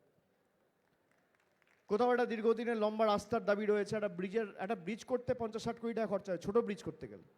বড় ব্রিজ করতে গেলে তো 1000-1200 কোটি টাকা খরচা।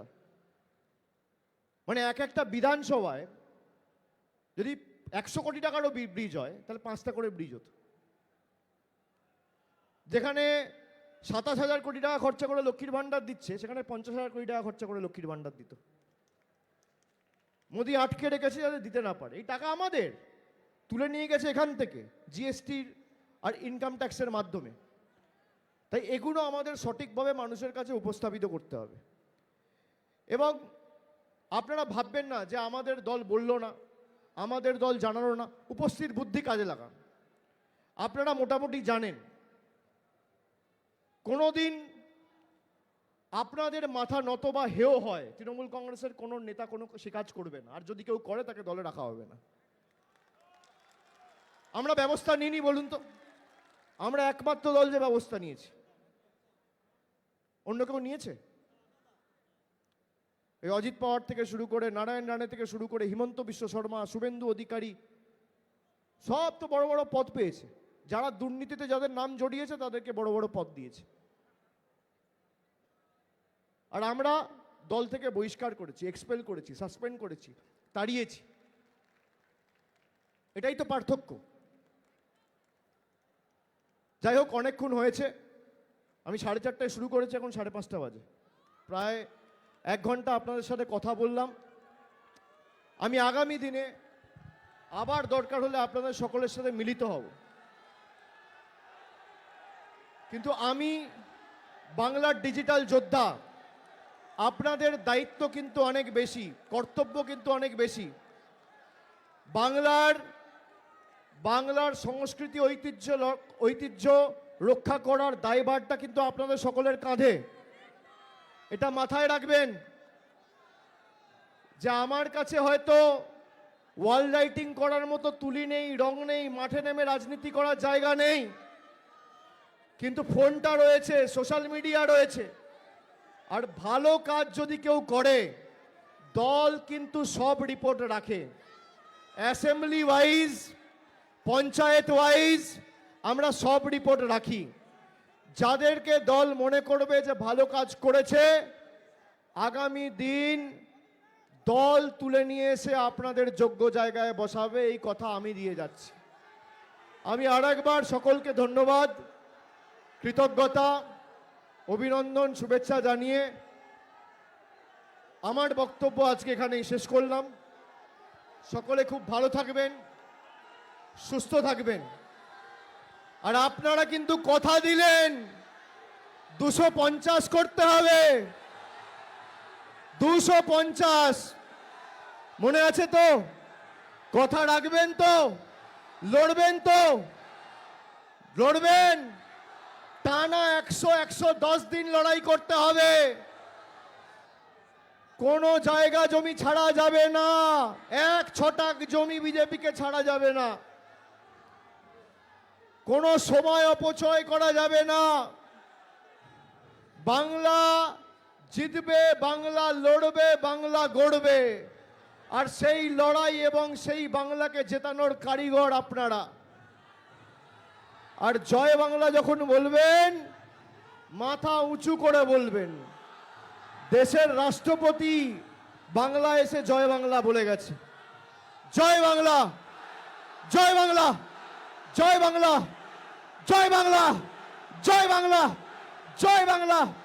যতই করো হামলা, আবার জিতবে, আবার জিতবে, আবার জিতবে, আবার জিতবে, আবার জিতবে, আবার জিতবে, আবার জিতবে, আবার জিতবে, আবার জিতবে।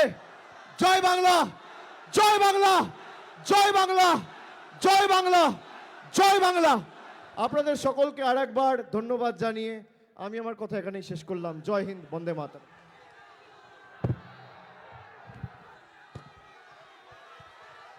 সবাই মিলে অভিষেক ব্যানার্জির জন্য আরেকবার জোর গলায় আওয়াজ করো।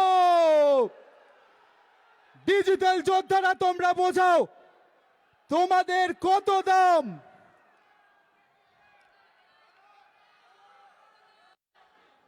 Thank you, Abhishek da. It's an honor and a privilege to have you here, Abhishek da. তবে আজকে পশ্চিমবঙ্গ জুড়ে অনেকে এসেছে, তারা প্রশ্ন দিয়েছে তোমায়। তাদের একটাই আবেদন, তুমি যদি সেই প্রশ্নগুলোর উত্তর দাও। আমি তো সব কভার করে দিয়েছি, আর তো কিছু বাকি নেই। বলো। আচ্ছা, প্রথমেই অঙ্কন চক্রবর্তী, পুরুলিয়া। তার প্রশ্ন হচ্ছে, আপনি কি ধরনের কন্টেন্ট সবচেয়ে বেশি কনজিউম করেন, আর আপনার প্রিয় কন্টেন্ট ক্রিয়েটার নাম কি? দেশের সব থেকে বড় কন্টেন্ট ক্রিয়েটার আমার মনে হয় দেশের প্রধানমন্ত্রী। পুরোটাই তো পিআরএ চলছে, পুরোটাই। আজকে ঘুড়ি ওড়াচ্ছে, কালকে মন্দিরে যাচ্ছে, পরশুদিন গাড়িতে ঘুরছে, পুরোটাই তো কন্টেন্টের উপর। আজকে কি করছে প্রধানমন্ত্রী? দেখবেন ঘুড়ি ওড়াচ্ছে। কি এটা কন্টেন্ট না? তো যাই হোক, আমি অত সময় ফেসবুক বা এতে কাটাই না। কিন্তু আমার ফোনে প্রায় দিনে 10-12 ঘন্টা স্ক্রিন টাইম রয়েছে, যেহেতু আমাকে ফোনে অনেক কাজ করতে হয় ডেটা সংক্রান্ত। তো আমি যতটুকু কাজ করি ফোনেই করি, বাকি আলাদা করে ফেসবুকে কারোর কন্টেন্ট দেখার সুযোগ আমি পাই না। তবে আমাদের সহকর্মীরা অনেকে ভালো লেখে, ভালো বলে, আমি তাদের কথা শুনি, দেখি। এবং যারা দলের হয়ে কাজ করবেন তাদেরকে আমি অনুরোধ করব যে আমাদের বাংলার উপর যে হামলা এবং আঘাত এবং বাংলার সংস্কৃতিকে নষ্ট করার যে প্রচেষ্টা, এটাও আপনারা তুলে ধরবেন মানুষের কাছে। সব কিছু রাজনৈতিক করার দরকার নেই। বাংলার উপর যে হামলা, বাংলার বিপ্লবীদের, বাংলার মনীষীদের, বাংলার সংস্কৃতি উপর, বাংলার ঐতিহ্যের উপর, এগুলোও যারা করবেন টাইম টু টাইম, বাংলার ইতিহাসটা যেন আগামী প্রজন্ম মনে রাখে, যারা নতুন প্রজন্মে রয়েছে এবং আগামী দিন যারা সোশ্যাল মিডিয়ায় আসবে বা মোবাইল ফোন ব্যবহার করবে, তারা যেন বাংলার অবদানটা ভুলে না যায়। 1905 সালে লর্ড কার্জন বঙ্গভঙ্গ করতে গিয়ে পিছিয়ে গিয়েছিল। এই বাঙালিকে ভাগ করতে গিয়ে ব্রিটিশদের মাথা নত করতে হয়েছিল 1905 সালে। তারপর কলকাতা থেকে রাজধানীটা তুলে নিয়ে দিল্লিতে চলে গেছিল। সেই বাংলাকে ভাগ করতে এসছে নরেন্দ্র মোদী, অমিত শাহ।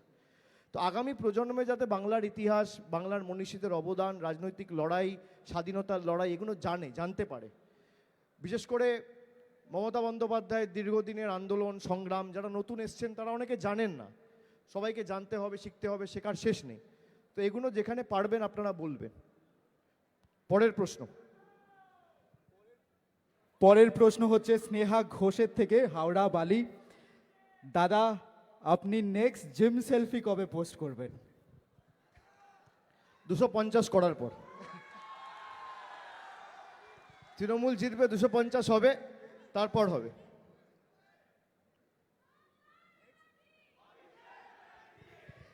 নেক্সট প্রশ্ন হচ্ছে সুমন পাত্র থেকে, north 24 Pargana, Rajarhat, new town.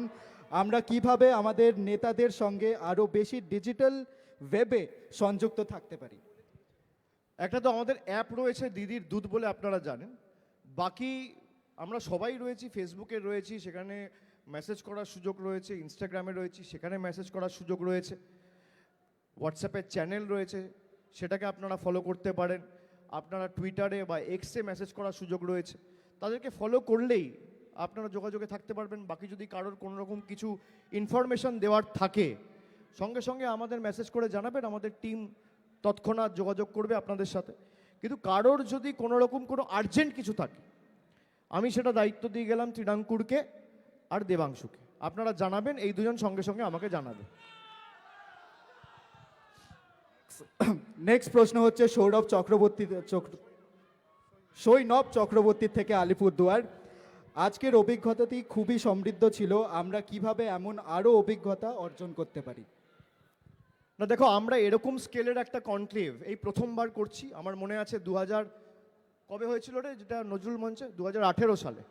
2018 সালে একটা আমাদের কনক্লেভ হয়েছিল নজরুল মঞ্চে। অবশ্য জায়গা কম, সুতরাং 3-3.5 হাজার মতো কর্মীরা ছিল, তাদের সুযোগ করে দিতে পেরেছিলাম। আজকে প্রায় অনেক লোক এসছে। পরের বার আর এখানে হবে না। পরের বার আমরা নেতাজি ইন্ডোরে 20,000 লোকের সমাবেশ করব, কিন্তু বড় করে করব। কিন্তু আপনাদের সকলের সাথে আমি যোগাযোগে থাকব। আমাকে মেসেজ করে দেবেন, আমি অনেকের মেসেজ দেখি এবং সোশ্যাল মিডিয়ার মাধ্যমে আমি কিন্তু অনেক তথ্য পাই। কোন বুথ প্রেসিডেন্ট কাজ করছে না, কোন অঞ্চল প্রেসিডেন্ট কোথায় বদমাইশি করছে, সোশ্যাল মিডিয়ার লোকেরা কিন্তু জানায় আমাকে। আর সেগুলো দেখে কিন্তু আমি সঙ্গে সঙ্গে ব্যবস্থা নিই। খালি একটা মেসেজ আমাকে পাঠিয়ে দেবেন, আমি সব দেখি আর সব ব্যবস্থা নিই। তোমরা খোঁজ খবর রাখো না, অনেক জায়গায় অনেক নির্বাচিত জনপ্রতিনিধিদের যারা পার্টি চেয়ারম্যান করেছে বা পঞ্চায়েত সমিতিতে বসেছে, তাদের বিরুদ্ধেও দল কিন্তু ব্যবস্থা নিয়েছে সোশ্যাল মিডিয়ার কর্মীদের ইনপুটের ভিত্তিতে।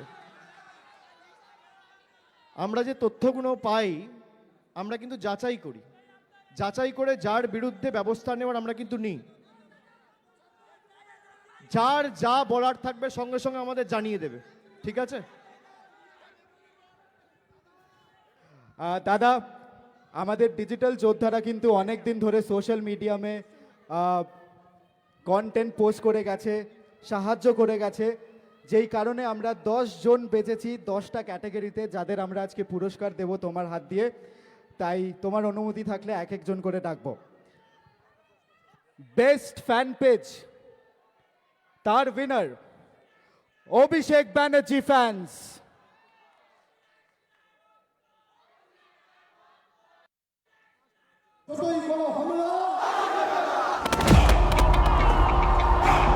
Best fan page Abhishek Banerjee fans.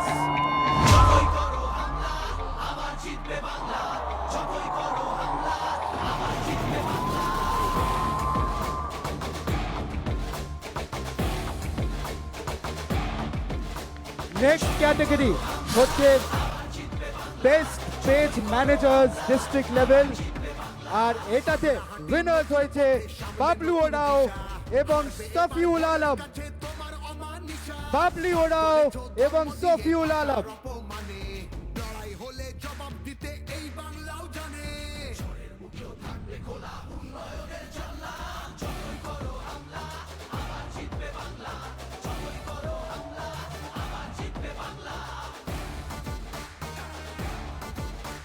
Best page managers assembly constitution লেভেলে জিতেছে শেখ জাহির উদ্দিন।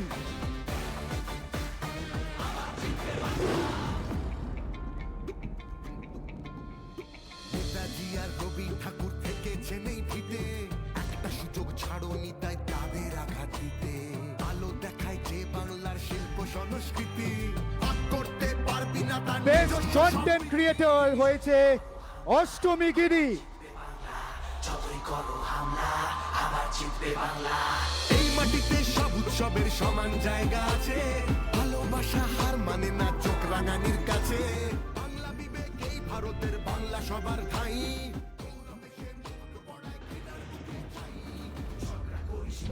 ধন্যবাদ অষ্টমী।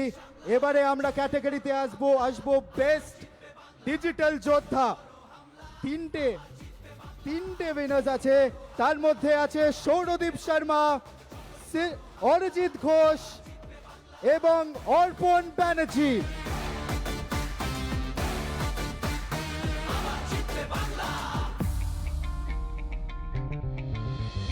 এসআইআর আর এনআরসিতে ভয় পাবো না যেন, সময় আছে এখনো এই বাংলা মাকে যেন। জানবো আবার লড়বো আবার জিতবো আবার মাটি, অত্যাচারী বেস্ট ডিজিটাল যোদ্ধা সৌরদীপ শর্মা, অরিজিৎ ঘোষ এবং অর্পণ ব্যানার্জি। আর একটু আওয়াজ হতে পারে। সেরা ডিজিটাল যোদ্ধারা এখন মঞ্চে।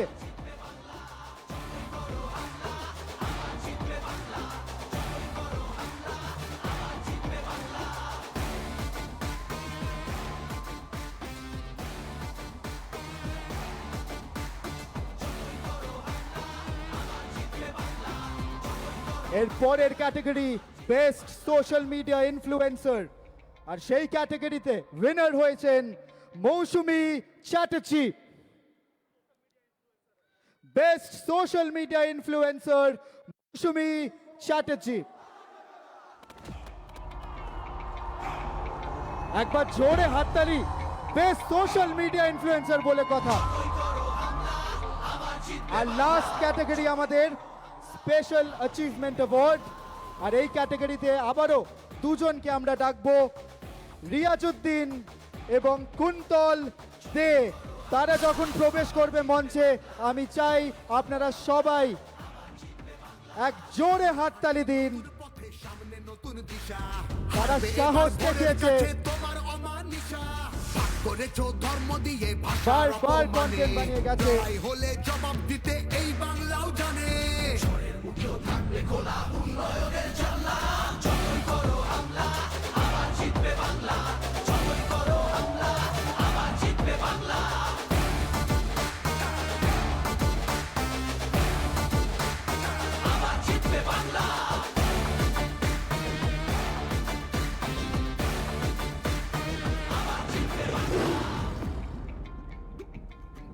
Riazuddin special achievement award, digital যোদ্ধা অ্যাওয়ার্ড। তাই তাদের আঘাত দিতে, আলো দেখায় যে বাংলার শিল্প সংস্কৃতি, ভাগ করতে পারবি না তার নিজস্ব সম্প্রীতি। আচ্ছা দাদা, আরেকবার অনুরোধ এসছে ডিজিটাল যোদ্ধাদের থেকে, তারা আবার তোমার থেকে এই উত্তরটা জানতে চায়, আবার কবে তোমার এন্ড থেকে জিম সেলফি যাবে, খালি ওই উত্তরটা আবার চাই। বললাম যে 250 পাওয়ার পরে, এবার সেটা 2 মাস 3 মাসের ব্যাপার, ঢোকারটা করে মাঠের বাইরে হবে, তারপর হবে। আচ্ছা, শেষে একটা প্রশ্ন আছে তৃণানকুরের এন্ড থেকে, যেটা উনি করতে চায় দি অর্গানাইজার। প্লিজ তৃণানকুর। আচ্ছা, প্রশ্নটা মনে হয় আমার, দেবাংশু এবং আমাদের মতন যারা আছে তাদের অধিকাংশ তরফ থেকে। আমরা বারবার চাই যে আমাদের লিডার আমাদের ডাইরেকশন দিক। আমি আমাদের লিডারের কাছে জানতে চাই, দাদা, ছাত্র যুবর অনেক দায়িত্ব, ইতিহাস পরিবর্তন করেছে, প্রচুর লড়াই করেছে, কিন্তু আগামী দিনে তুমি ছাত্র যুবদের থেকে ঠিক কি কি চাইছো দাদা, যদি একটু বিস্তারিত বলতে। তাই তো প্রশ্নটা ঠিক আছে তো? ঠিক আছে তো প্রশ্নটা? দেখুন, দুটো জিনিস খুব গুরুত্বপূর্ণ। আপনি যদি আমাকে জিজ্ঞেস করেন তাহলে আমি বলবো ডেডিকেশন আর ফোকাস। মানে লক্ষ্যে অবিচল থাকা, দায়ে বায়ে আগে পিছে যাই হোক না কেন, আমার লক্ষ্যে আমি অবিচল থাকব। আমি একটা আপনাকে উদাহরণ দিতে পারি, এই যে ইডিকে পাঠাচ্ছে বা রেড করাচ্ছে, আপনার কাজ কিন্তু এসআইআরে মানুষের পাশে দাঁড়িয়ে মানুষের পাশে দাঁড়ানো এবং তার সাথে মামাটি মানুষের 15 বছরের উন্নয়নমূলক কাজ মানুষের বাড়িতে পৌঁছে দেওয়া। ডেডিকেটেডলি আমাকে ফোকাসড ওয়েতে এই দুটোই করতে হবে, বাকি সব কিন্তু আমার ইররেলেভেন্ট। তো আমি দুটো জিনিস চাই, এক হচ্ছে ডেডিকেশন, যে আমি আজকে কাজ করলাম আবার 4 দিন পোস্ট করলাম না, আমি আজকে একটা ভিডিও করলাম আবার ঘুরতে চলে গেলাম। আমি যেখানে ঘুরতে যাব সেখানেও তো কেউ না কেউ আছে, সেখানেও যদি একটা চায়ের দোকানে একটা কাকুকে পাওয়া যায় বা একটা হোটেলে গেলাম। মামাটি মানুষের সরকার গত 15 বছরে বাংলার 10 কোটি মানুষের জীবন কোনো না কোনোভাবে স্পর্শ করেছে। আমি ঘুরতে যাই, বাইরে যাই, ছুটিতে থাকি, আমায় কাজ করতে হবে। কোনো রোববার নেই, কোনো সোমবার নেই, কোনো ছুটি নেই, কোনো শনিবার নেই, যা ছুটি আমার মে মাসের পর। আগামী 120 দিন, 110 দিন আমাকে এমনভাবে কাজ করতে হবে যে প্রতিদিন আমি এতটুকু ফাঁক রাখবো না।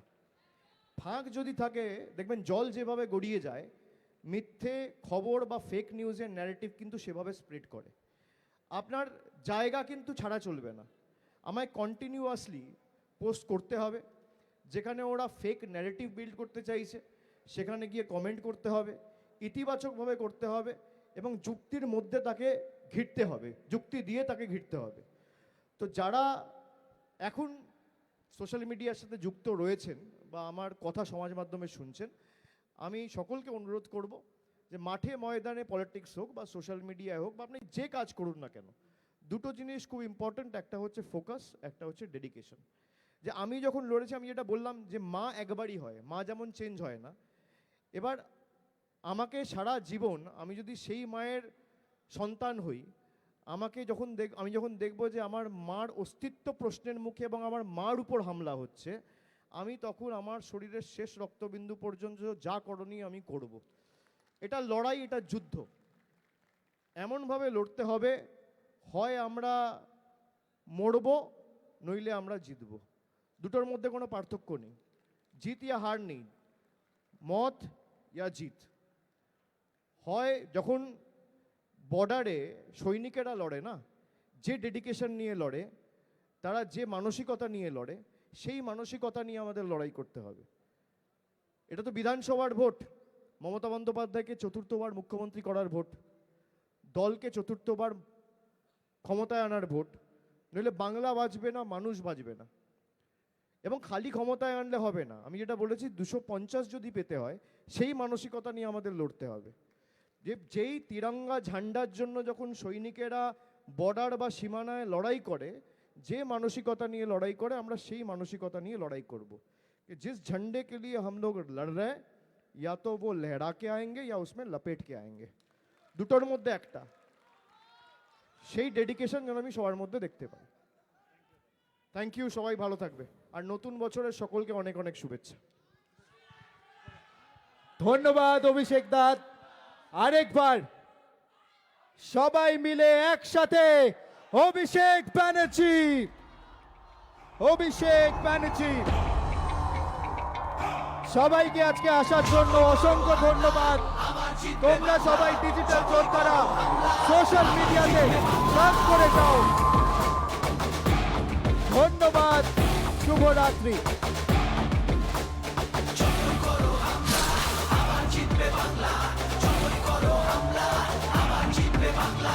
আমরা হাঁটি নতুন পথে, সামনে নতুন দিশা, হারবে এবার ভোরের কাছে তোমার অমানিসা।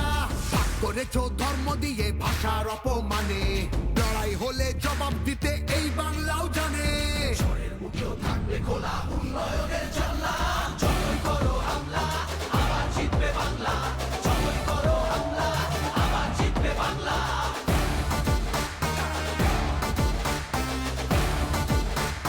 আবার জিতবে বাংলা।